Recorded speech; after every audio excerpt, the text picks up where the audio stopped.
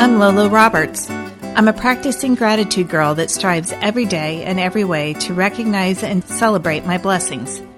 God is the center of my life, and His love allows me to live life to the fullest.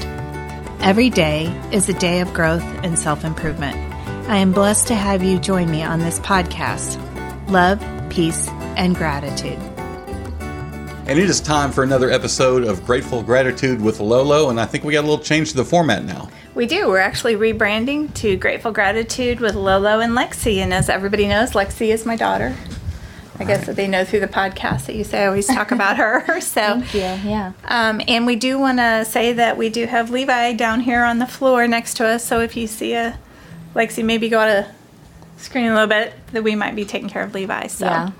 Or if you hear a little squeal in the background. And I'd like to start this, Mark. You and I are on the Life Path Foundation board. Mm-hmm. And that's actually a foundation in Collin County that we actually are doing education, awareness, and fundraising for mental health issues.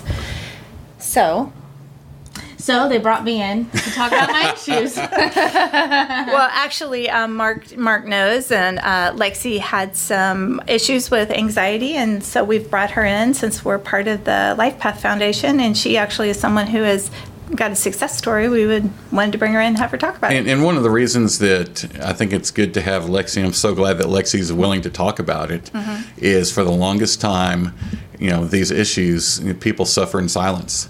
And they think that they're alone. They think they're the only ones that have ever had these issues, and something you and I talk about all the time, Lolo.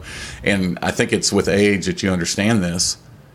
There's not a problem in the world that you're alone with. Yeah. There's not a problem in the world that other people have not had. In the whole history of the world, I mean, it's almost selfish and egotistical to think that you're the only person that's ever had this problem. Absolutely.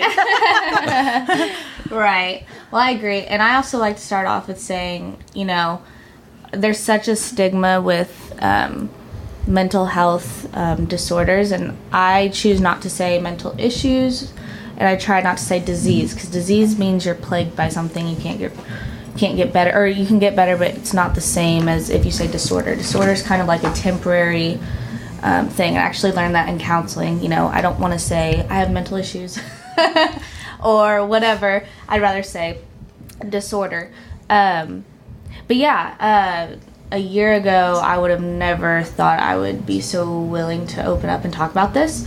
But I'm in a really good place right now, and you constantly see things going on in the media and whatnot about people suffering. I mean, everybody suffers, There's a statistic that I don't know what the exact percentage is, but over 50% of people, are on medication for mental disorders and things like that. And it's way more common than you think, but nobody wants to talk about it. Right. So yeah, I've dealt with anxiety my whole life. I just remember always being afraid of things as a child, and that could just be from multiple different things, but I was always kind of anxiety driven, and so that's actually helped me in my life because it's made me go for things. It makes me know that if I get scared about doing something, sorry, that's my child. If I get scared about doing something, that I know that that's not necessarily intuition. That means I just need to go for it, and that's something I've learned a lot over the past few years. But the anxiety part, I'm kind of, over the past 10 years, it spikes and then it goes down, and then it spikes and it goes down, and I never really knew how to regulate it or see what kind of help I should get or anything like that. I just always try to brush it off and try to keep myself distracted and busy. And with that, sorry, let me just rock my child. That's a nice distraction to have, by the way. That's a good distraction. I'm already ADD enough as it is, let alone I got a little 5-month-old, and I didn't sleep at all last night, so forgive me if I'm not making much sense, but I'm doing my best. But anyways, so the struggle was always real for me. I always felt like I was alone, which I know is typical what people say, but really everyone that deals with it thinks that their situation is not like anybody else's. And I got into deep places, but I always seemed to get out of it, I always thought. And so I just figured that's just how I would balance my life until when I got pregnant, which a lot of my anxiety is like hormonally driven. Yeah, if that makes sense, or just spikes with hormonal issues. So being pregnant, obviously, big change in my body and my mind and everything like that. And it's something I've always wanted. I always wanted to be a homemaker and have children, be married, all that. And I got married in May, and the day after I got back from my honeymoon, I found out I was pregnant. So I was just so excited because often my anxiety would make me feel like I didn't deserve to be a mom, or just things like that, just because it's kind of like I just always felt like I didn't deserve to have the things I wanted because, just my self-worth, I just didn't think I was good enough or whatever. So the fact that I got pregnant right away, I was so excited and everything was great. And then the anxiety crept in, which was normal because I had just gotten married, so all of that anxiety before the wedding was there, and it just kind of stayed and lingered, and it just got worse and worse and worse. And I just stayed quiet and quiet and quiet to the point that I got to a point where I couldn't function. I couldn't drive my car. And I could not sleep at night. I'd sleep maybe 30 minutes to an hour every night, which just makes it worse. I was nauseous from my pregnancy. I mean, it was just a mess, but I was not myself. My husband, was like, man, I've never seen you like this before. And, it was bad. And, I was really scared just because I never felt to that point before, and I didn't know what that was going to mean for me, and I didn't know if anything was going to help. I just figured I was alone, because I also have OCD, which obsessive compulsive disorder, whatever, clinically diagnosed, and it's not like I like to clean my house or anything like that, because if you know me, you know I'm a forgetful, messy person. So a lot of things that people think about these subjects are not always the truth. And so I really suffered in a darkness for a while until, I finally, came out to my mom and my husband about how I was, doing. And that's when we decided to seek help and decide how am I going to get out of this. And I remember just being at the lowest low. It was right before my birthday last year in August. And I remember just saying, I'm going to conquer this.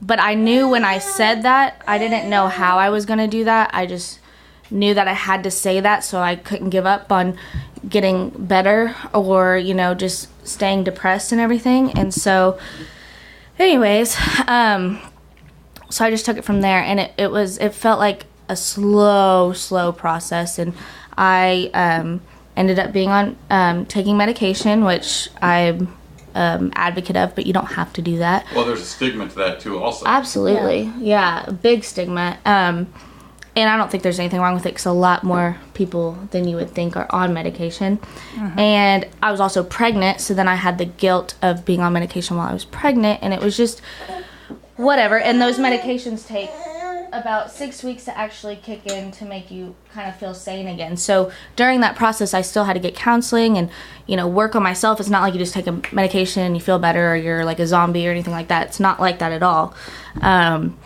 There's just simply a chemical imbalance in my brain, and so I had to fix that along with repairing any issues I was having that I had never dealt with. And so with that, I went through tons of counseling. I did group counseling, and then I did personal counseling, which I keep up with now. And I'm sorry, my child is being crazy. I'm now at the point where I'm in a great place, but I still struggle. But I don't struggle day to day, and I can see when I'm about to have, I may start having a bad day, and I know how to handle that so it doesn't just ruin my whole day. And really, I live a very full and happier life than a lot of people that maybe don't deal with anxiety and depression, because I'm very self-aware now, and I know how my body works and my mind works and things like that. And so it's just come out to be, you can turn the bottom of the bottom to be actually a good situation if you know the tools and you know how to kind of look at things, and just know that the pain is temporary. You will get out of it no matter what. As hard as it is, I know it's easier said than done because I was there. But I got through it. So. Okay, say that one more time, because here's what I'm going to do. We're going to end this episode. Yeah. And the next episode, we're going to talk about the treatment and what other people can do and how you can walk through it. But that part that you just said, that the pain will end and... The pain is temporary. Yeah, that's what I had to tell myself through the whole process. And that was the hardest part because I knew I wasn't myself. It was like an out-of-body experience. I'm a very outgoing... loudmouth kind of. Well, Lexie, when I found out about this with you, I was shocked.